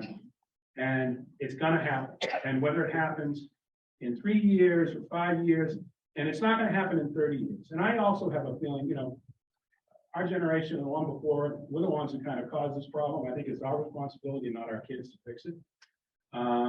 And we have to step up to the table. It's not gonna be easy. It's gonna be a pain in the neck. No one, if anybody tells you otherwise, they're lying. But it's a necessary event. And with the town sewer coming in, now, obviously, the town sewer is not gonna go across the causeway at Dowses, but for the main portion of it, the amount of savings to rip up these roads and dig and put that sewer in, it's gonna happen. And I know, because I'm another example of it. I grew up in the Jamaica Plain in the city of Boston. And I heard all these stories about everything. And one day I was told, I'm not going to the school I could walk to. I was told by a federal judge, I'm going to school across the city. So sometimes these decisions are no longer in your own hands. And I've experienced that firsthand as a child. Now, the question is, can we, through what Mr. Ells is talking about, negotiating, trying to get the best deal possible for the town of Barnstable and the residents of the village of Osterville, it makes sense to me. It makes sense to me that we do that, because especially with the environmental goalposts moving, pushing the sewering of Osterville and the fixing of the 3 bays, as Z. Crocker's talking about. Again, you know, go to Princess Cove. If anybody's been here for 50 years, it's dirtier in May than it used to be in August. And, you know, it's gross. We gotta fix it. And the only way to do that, unfortunately, is to fight this really bitter pill of putting town sewer in. But we have to. And the question is, do we do it now when we can save millions because this utility company is gonna pay for it? Or are we gonna be stubborn and wait another 3 years and pay for the whole damn thing? It just doesn't make sense. So my question is about the DEP and the changing with respect to not only nitrogen, but we're looking at, my understanding is they're looking at regulations. It's not in the new draft regs, but we're talking, they're looking at start to regulate phosphorus, and then the forever chemicals. I forget what the term that they use for that. Yeah, but not just PFAS, but all of them. And those are all going to be regulated. And that's the thing. And those are the changing things that Hyannis just spent, I don't know, probably $3 or $4 million putting in filters into their water system. And COM, we have to do that now. 24 million, thank you, I'm sorry. With respect to COM water, our own water supply, one of the wells that we have, we're no longer using because we have to filter. Now, granted, COM, we made some steps, and we have some extra wells and we're able to switch to the water safe, but it's gonna happen. So as I think it was Z. Crocker said, you know, for the safety of our kids, the safety of ourselves, the quality, the property, if it's money, the property values, we gotta do this. Question. My name is Suzanne Kraft. I live on David Street. It seems to be the carrot is the sewer. I mean, bringing in the cable seems to be one issue, and there seems to be great support for that because they're going to put in sewers. Now, what if they don't put in the sewers? I guess they are going to put in the sewers. If they come in Dowses Beach, can't they run down East Bay Road and up Old Mill? They need sewers there. I'm absolutely against anything going down Main Street at this time with Amazon coming out of the pandemic, the inflation. I'm sure the shops are suffering, people not spending as much discretionary money. I think it's a bad time. And talking about just doing it once, I'm astounded to find out the water lines are so old. So they're going to have to be dug up again to replace the water lines. But I think what I'd like to ask of the OVA is really pertaining to what Heather said. would somebody on the council be willing to head a small committee so that we could explore this and maybe ask Mr. Ells if he would put a hold on any decisions or any host agreements for 6 months to a year so that we can have time to really find out about the sewers, the water lines, the impact, the gentleman, you know, are we the only public beach and the impact on it? I think we need some more educated advice. We all have questions, and thank you for coming and answering many of them, but there's still a lot of questions out there. If I could answer for Mark, I think what he said though is that if he puts a hold on, he is putting a hold on it right now. But if you put a hold on it for a year or something, that just means he has no input into what they're doing. Is that correct? Well, it does circle a little bit back to Ms. Hunt's question, but, you know, I think that I didn't recommend what I did for any other reason than I thought it put Barnstable in the best position to be at the table as they're developing these plans, okay? And I'm concerned about doing it informally because I'm the town manager. And when I sit down with you and I tell you and I go through a discussion and we progress to a point where you're making decisions and investing, in their case, millions, you as a homeowner, I don't know, whatever, depends on what you're trying to do. If I take you down that road, you think I'm serious about it.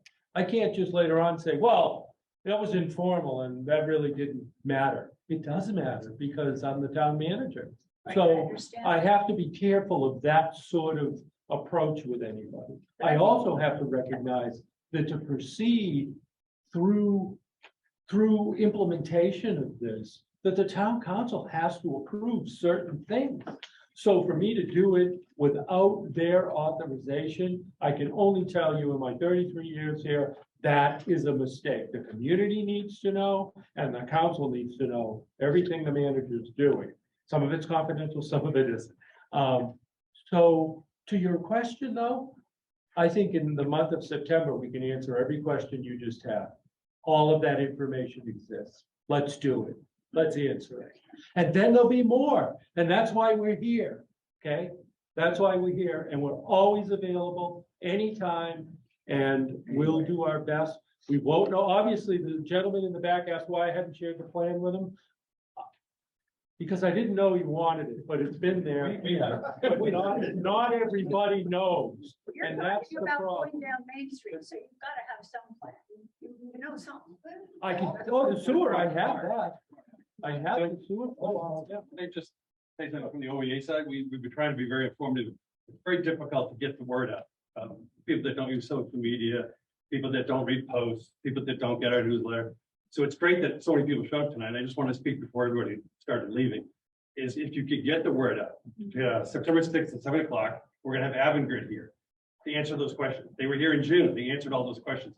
They showed us their plan. Their plan went down East Bay Road out Old Mill, or came right up Ave through Osterville. It's all out there. It's just, we're gonna get people to listen, ask the questions, and then have their opinions heard. So if you could share the word, go back up at the meetings, it's very important. And they were very informative. If we had both Mark and them here tonight, we'd be at midnight or later. So it's good to hear Mark's side of it, or Avangrid's side of it, now Mark's side of it, then we'll hear from Avangrid again. And they have been very open. They put their emails out, but not everybody's getting it. So it's out there. It's being circulated, but please share the word. Thank you. While we're still here, I just want to say something before everybody starts leaving also. You'll see on page 5 of the handout, there's a brief word that about the Energy Facility Siting Board, EFFB, that Mark has mentioned, and their approval process. And as I understand it, the OBPA is not yet formally considered whether to engage in that process, which is the Osco Business Professional Association, which is part of our organization. And there's a question how residents and business might do that together. If you have any interest in that, please send a note to the following email address, and that is 02655onwind@gmail.com. Okay, a lot of these decisions are going to be made at the AFSB, and that's one thing that there can be interveners in that process, and that's one thing we want to look into in the future, whether we want to intervene in this process as a group or as a number of people Are affected. you going to meet and discuss this? if you'll go to, and if you're interested, go to this website and then we'll contact you from that point on, All right. okay? Ma'am, back there, state your name. But I'm Suzanne Connigan, just to clarify, I'll just take one moment. Questioning the wisdom of a landing at Dowses Beach does not mean I'm against the sewer project. It's right on my cell phone. I've studied it. I love it. It's a great thing for Barnstable and it needs to be done. I've thanked Mr. Rasula in person and in email for his work. But I also have the map here of the sewering project and it clearly shows that the roads they're talking about are not even in either phase 1, 2, or 3, or in what you guys are calling stages, which will happen after the 30-year project is over. And I do understand that might be accelerated by the state. So I just want you to know that, I think it's okay to question a landing at Dowses Beach because of its fragility and its beauty and, its importance to the people of Barnstable. I just wanted you to know that. And then maybe you and I could look at the map and see that the sewering project isn't on East Bay Road or Main Street going eastwards or Old Mill. It's just not in it. It's not on Old Mill, I know that, and it's not on East Bay either, and nor did I say that. Correct. So I think any talk about coupling any potential landing at Dowses Beach with the sewering project doesn't make any sense because. That's actually the point, because only by going down Main Street Yeah, do we pick up the load. That load is Right. 30% of the excess load that needs to be removed. It's mandated to be removed. right, but it's By the not in the state. project. Exactly. We know So that, if we right? go down the other route, we don't Yeah. get any of that or any of the Yeah. benefit. You're absolutely I'm correct. absolutely in favor of the sewering project. I just want to make that clear. But I think it's okay for the people of this village to question a landing at Dowses Beach. That's all. I do too, Yeah. and that's why I'm here listening and taking everything you say seriously and under consideration, but I guess I'll just end by saying I have to advise our town council and our community as I believe is most appropriate as your town manager, and I believe that me entering into that discussion puts me in a position to begin to say, this is how it needs to happen if it's going to occur. If I'm not there, they go through their whole thing, get to the end, file the permits, and then we're fighting if we don't agree what's been proposed. That's not a good, you can do it that way, but that's not a good way to do it. Okay, we have another question, gentleman over here. One more, a couple comments to the question. My name's Mark Schneider, I live in to Mr. Panara's comment, a lot of this is, where did this come from? And I realized, having municipal work in my past life, volunteer work like these gentlemen, nobody reads anything until it lands in their backyard. Understand it. I used to call them project environmentalists. But everybody is here now. And this is, everybody in this room crucial. A couple of comments I have to make. You said we can't do anything. There's such a thing, again, I haven't looked at any of these laws in my spare time, such a thing as injunctive relief that can be pursued lawyers, okay? To forestall something from moving forward if you've got a question of law that needs to be answered. I also have a problem, having been in that environment before, to believe I do a deal with you with a host agreement. I'm assuming it's going to be negotiated in such a way that it has the detail that they don't turn right after they've said in the agreement should make their turn left. That bothers me that they have that authority to do that. And you don't know until it happens. No one in this room would argue who lives here that the need for sewers and water quality. I've talked to Z about that a number of times. It's absolutely crucial. My 2 cents worth, having been through a number of these things, is that get the best bargain you can. I didn't like the comment that here's the host agreement, it's going to be the same. It needs to be much greater in my mind than it's been. That's my 2 cents worth for Osterville. But the affected people, I take a look at the businesses that have just been through 2.5 years of COVID. Depending on the amount of time it takes to rip up the street if it comes up Main Street, that could amount, okay, to a taking the land. I mean, eminent domain comes into question at least, because if you effectively put me out of business because no one can get me, that can be a problem. The negotiations of this has to have the absolute best consultants in the world. And my question is, who do you use as third-party consultants on the negotiations of this deal. It'll depend on the issues, so we haven't chosen any at this point. Okay. We've used different legal, environmental at this point. Leading And into it. phase one and phase two, we didn't use the same people all the way. No, we don't. No, we don't. We tend to look at companies and the people change. So we don't necessarily stay with the same company.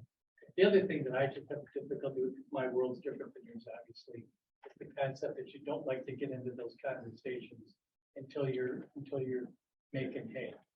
I do that every day of my career. It's off the record, I'm not making a proposal, it's a proposal, what do we do this, what do we do that? I understand to come back, you make it very clear, you're looking at options, you're not making proposals. You're making the world, I'd have less hair if I had to do that, so. I just shaved my hair, so it made no difference.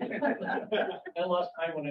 Relevant to the comment about just so you know, and it really does tie back into what I said about us being the conduit for somebody else's information. I am very uncomfortable with that. And in my career, that's been a mistake many times by them looking to when somebody else is preparing it and then having it to have to come through me, whether it's that they haven't given me the most current or I haven't seen the most current. That's a problem when you're looking at it and then you're coming to me and saying, Mark, what's going on here? And what's going on over here and here, because this is the difference in that. That's one thing. Secondly, we didn't use the same host agreement. And if you look at the first and the second, they are very different. So whoever said that, I think someone said, I think you said. but I think they said that the proponents said that in a permit. Okay, they said it, but I didn't say it. And so each host agreement is unique to what's being proposed, and that's the way we prepare it. And I think I'd have to look back, it was the instant creator we used as our legal counsel, but and I get the engineer's name. She was a specialist relevant to dielectric fluids, relevant to containment structures around substations that we brought in to assist us with. And so, but in each case, it won't be the same because the issues may be different. And relevant to lawyers, there's great lawyers and then there's great firms, but the bottom line is you have like an expert leave and go to another one. Why would I stay with that first group? I want to know where that other one is.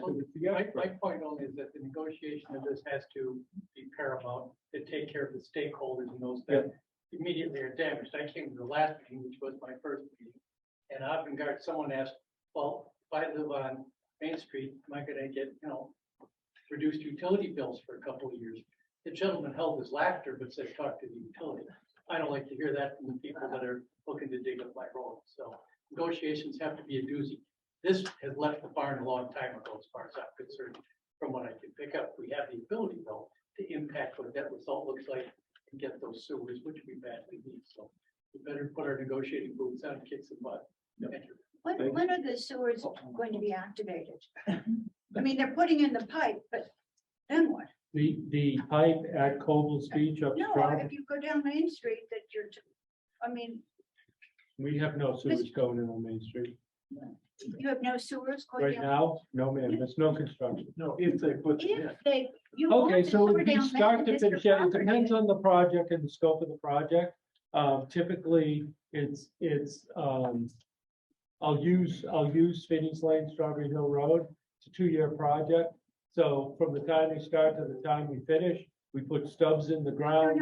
When will the sewers be working?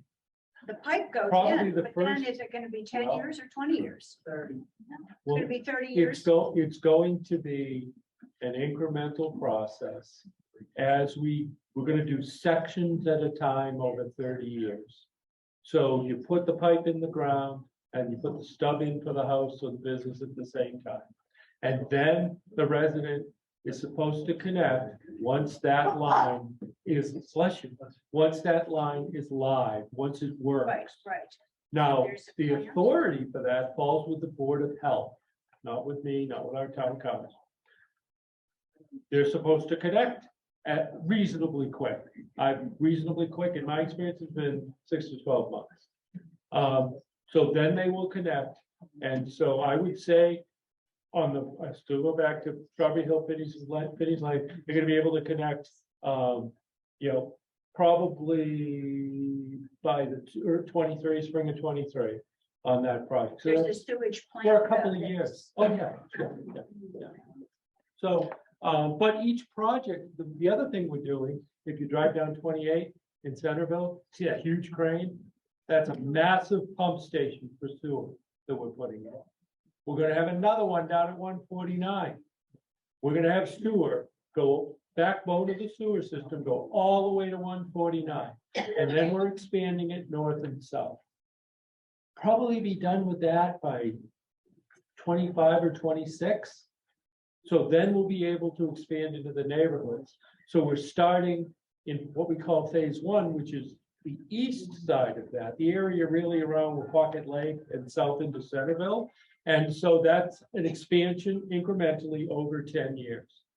So it's fair to say within 3 years of starting that construction, people are connecting. That's fair to say.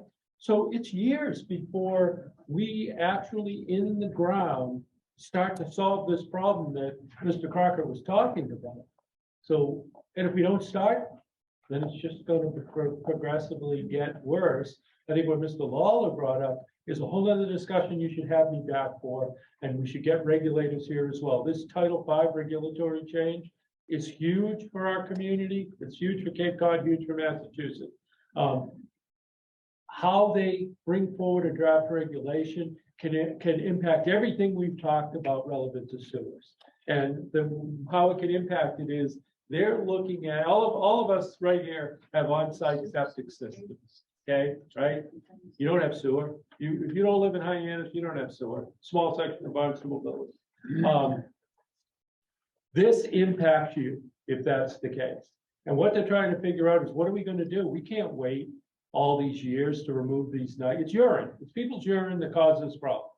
So what are we going to do? Well, if you don't have a plan to reduce the nitrogen in place and approved in 20 years, then in 5 years, everybody who has a septic system is going to have to upgrade to an innovative onsite. Now, okay, that's fine. A lot of people like that idea. I can do what I want on my property. The town doesn't get involved. The problem with it is the regulatory driver here is the nutrient load in urine bayments. Okay, it's called the TMDL. Innovative onsites don't get us there. Sewers do. So you're going to spend whatever it costs to do an innovative onsite. They're great. They reduce nitrogen, but they don't get us to the regulatory requirement that we're under. So you're going to have to put this in, and then at some point, year 1 or year 30, we're going to tell you you got a sewer. That is not going to go over well with people. So I'm frontline on that one for the town as well, discussing with the regulators the fact that we have a plan, a 30-year plan, and if that's what you should say. Yes, town, that's been approved. If you follow that, then none of your residents have to do what this new reg says. Otherwise, if they don't agree to that, we're going to be in some version of the scenario I just laid out for you. It merits every single person in our community and on Cape Cod understanding this, okay? Because I do not want to be the person to come to you and tell you, you got to do the innovative, and then 16 years from now, you got to connect to sewer. I do not want to be that person. So, sir, go ahead. Osterville. If you can't align the sewer project with this wind project, do all of the benefits financially go away? No, because I never linked the two. I didn't come in here and sell the project based on sewering at all with you tonight. Not at all. They, again, and I also didn't say that I had no ability to impact here. What I said was that they can proceed with the permitting process, whether we say to them yes or no. That's what I've said. A lot of people think, well, town manager, say no, and it'll stop. And I'm saying to you, that is not the case. No, but from the town's viewpoint. From my viewpoint, if we approve a cable in the ground to be installed by a wind company, we're gonna put in utilities when we do it, because we only want to open the road once. The absolute are the water lines, because Osterville has water lines, I think, in every road for every one of your houses. If they need to be replaced, they're gonna get replaced. If sewer is proposed in those roads, then we're gonna put sewers in when they are putting those lines in. Will that be a benefit to the sewer project? Absolutely. It's gonna save us money in earthwork. It's gonna save us money in repaving. If it runs up a different route and there aren't sewers proposed there, then it runs up a different route and there aren't sewers proposed. They'll still do the water. If they mess up the drainage, they'll do the drainage and they'll redo the road. So I didn't make that statement specifically because I'm not linking the two.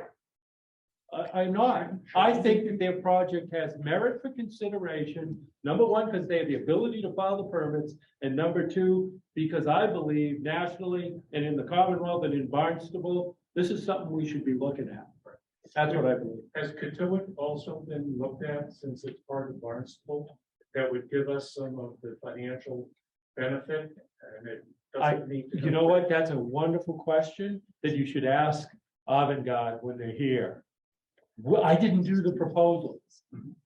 I didn't do the proposal. And see, it comes back to what you said, sir, but if I go in and I say, you know what, here's a better place to do it, I'm implying on all of your behalf that that's a better place and I'd support that. No, you're just looking at it. Yeah, There are options, there are options. We asked that question. There are options. There are, we all know, there are always options. I don't even know that this proposed road through Dowses is the best location. I didn't, we haven't done the technical review on it yet. So, and all I'm saying is, I feel more comfortable as your town manager proceeding in those discussions with the council knowing I'm doing it and with the formal authority to have those discussions. That's all. Evening, Paul Cusack. Ooh, sorry about that, sir. Just whacked him in the head. Paul Cusack, Osterville. John, thank you very much for convening this. Mark, awesome presentation. Really appreciate the direct information. I guess one of the long-term possible implications of us pulling off a bunch of these things simultaneously could be untethering certain portions of the region from zoning caps that have to do with the direct relationship between a septic system and the number of bedrooms or bathrooms you have. There has been a lot of prognostication about like what could possibly happen if we do bring sewering into a village like this. I think some of it might be accurate. I think some of it might be overblown. I don't know if you have a potentially sort of your own notion of how the potential future development of a village like Osterville, which I think we all agree is amazing and beautiful and worth like saving in all the different ways that we all sort of hold dear. If you have a sense for what potential changes could ultimately come to a village like this when we did have a sewer line going down the center of Main Street. I think that infrastructure tends to follow, is followed by investment. I've seen that in the town. I think that the greatest impact we could potentially see will be along the Route 28 corridor. I think that the character and uniqueness of our residential neighborhoods and our villages is who we are. And I don't see us being willing to jeopardize that at for any advantage we might see. I think we've got some corresponding opportunity or opportunities running in parallel with the infrastructure over 30 years in that we're looking at through an update to our local comprehensive plan and hopefully a thorough engagement of our community and all of its villages in answering that question in the sense of, is the zoning we have in place appropriate, given the character that we want to maintain? And if it isn't, or it is, how are we going to proceed? And that's looking at it over a 10-year window. You know, I can also say to you that we did extensive sewering down and in around C Street in Hyannis and Greenwood Ave. And there was much speculation about what might occur. Now we're, well, with 14 years after that. It seems like yesterday. And we've seen a reinvestment in what existed, modernizing, updating, not a lot of change. So I guess I don't know, but on the other hand, we can't risk that. We can't risk the character of our villages. They are too critical to who we are. And so I think that's a parallel discussion that we have to make sure that not, and, we've got 2 acre zoning in town too. So, we have lots of kind of institutional sort of measures here to control and to maintain that character, but it all needs to be looked at again. All I know is you set the table with infrastructure and you got to think about land use and zoning as part of that to make sure in the end, it doesn't take you somewhere you don't want to be. That's my experience and that's how we're approaching Real it. quick follow-up with the local comprehensive plan going on. Do you feel like that's a component of the conversation presently at that level? Relevant to your question? Yes, yeah. I do, and it needs to be done effectively. And then more importantly, the documents and the time that our community puts into it needs to be institutionalized. It needs to be part of what we're doing. Yeah. And recognized for that. That's all. It's very, very critical effort we're putting forward. Mark, one Thank you. question on the 30-year plan for sewering, what percentage of homes will be connected? Well, we've got 23,000 homes in town. I think about 4,000 are connected now, and we're adding 12. Those are rough numbers. Get Griffin Bowden in here and he'll tell you as best he knows exactly, but so it's significant. Significant. Any further questions? I'm always available. If you think of something like you can't sleep tonight, I'm always available. I want to thank Town Manager Ells for coming to speak with us.